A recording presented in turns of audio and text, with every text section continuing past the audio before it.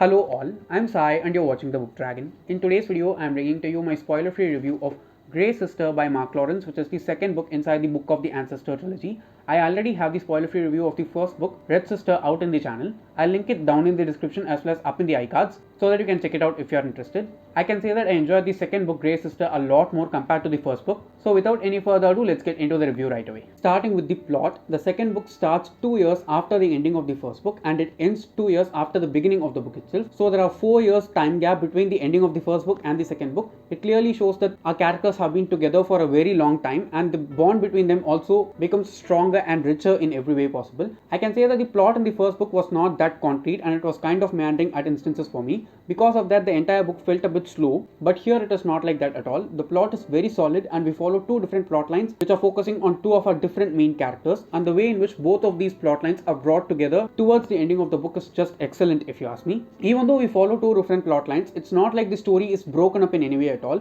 We see it in a proper chronological order taking place, and when we think back of all the things that we've read when we reach towards the end of the book, we can understand that it is really well pieced together, and I liked that plot aspect of the book so much. Apart from this, I can also say that for the plot element, there were many things which were just kept as nuggets in the first book, and all of them or most of them were well used in the second book. I think there are some things which are not answered in the second book also, and they will be answered in the third book. But as a whole, I can say that the plot was really exquisite in every way, and it was very gripping compared to the first book. I cannot say that I enjoyed the first book totally because of the slowness and the meandering plot, but this one was a complete treat for me. Moving on to the characters, I should say that there are some characters who are added in the second book. Some of them are really good and some of them are not that great, but the way in which they are written is just fabulous if you ask me. Especially the nuns who are introduced to us in the first book are focused a lot more here. We even get two different points of view, of which one is from that of the nun. I'm not going to say who that nun is because I think if you read the book and see who it is, you'll be able to enjoy it a lot more. There is one character in this entire series who's like Olenna Tyrell from Game of Thrones, and the similarity between both those characters is excellent if you ask me. The way in which Olenna Tyrell plots certain things in Game of Thrones is very similar to that of this character in the series. Apart from the nuns, we also have our main characters who are Nona and her friends. The way in which they just act as a team and the friendship between them is just awesome. Okay, it is not like anyone values anyone less compared to the other people. For each and every one of our main characters who are in the friend group here, each and every other character is equally important. There are some people who are closer to each other compared to the others, but the way in which they share their bond and help each other during every instant is really awesome, especially towards the last chunk of the book. Trust me, if you're a character-driven reader like me, you'll definitely fall in love with this book as well as the characters as a whole, because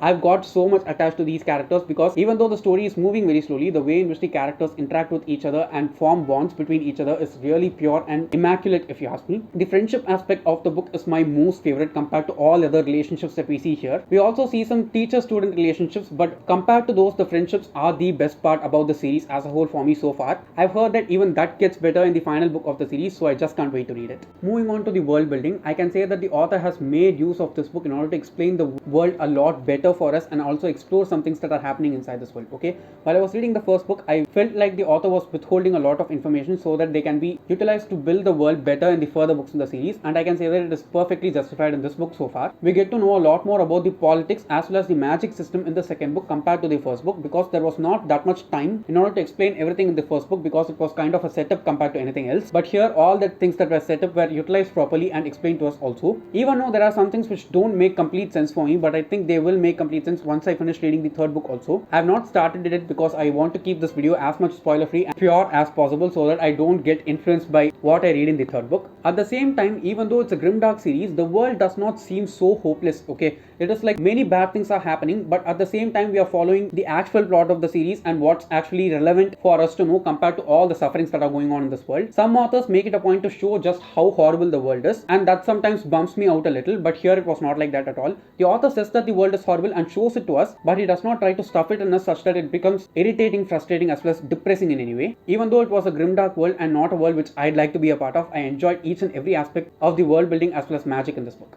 Talking about the writing, I can say that after reading Grey Sister, I want to read many other books by this author, even if I don't end up liking Holy Sister by some chance, because the writing of the author in this one was far better compared to the first book. Okay, even in the first book it was very beautiful, but here it felt like it fit in properly, and all the things that he used in the first books being repeated here were like very nice. This world as a whole itself has its own history and its own culture, religion as well as songs. The way in which he uses some religious rhymes from the world inside the plot and shows it to us and builds up that mood was very beautiful. Okay, apart from all those things, even the basic writing of the author itself is really something which I have not seen anything like before. Most of all those things, there is one aspect about this series and this author which I liked a lot. It is that even though we have many strong female characters, it's not like even one of our main characters has been intentionally put through something like a sexual assault in order to show that they are strong. I'm not saying that characters who are shown to be sexually assaulted should be strong. I'm just saying that there are many other ways which you can use in order to show that a character is strong. It's not always necessary to go down that route. So even though the series is grimdark and the world is very horrible and most of our main characters are women, it is not like they are assaulted not to show us that they are strong. The author just uses multiple other things in order to show what kind of stuff these women are made of and why they are to be respected, obeyed and seen with such a high stature. So I like that writing aspect of the book as a whole. At last, talking about the pacing, I should say that the pacing of this one was perfectly sweet for me, okay, because the first chunk of the book was slow, but it was not as slow as Red Sister.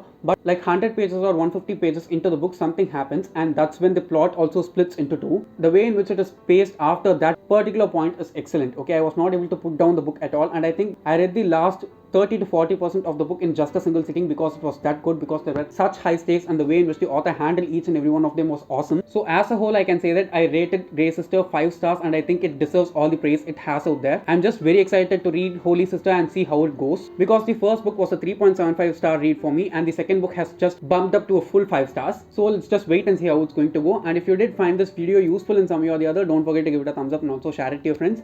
If you want to get more content from me, do subscribe to the channel. Thanks for watching and have a great rest of your day.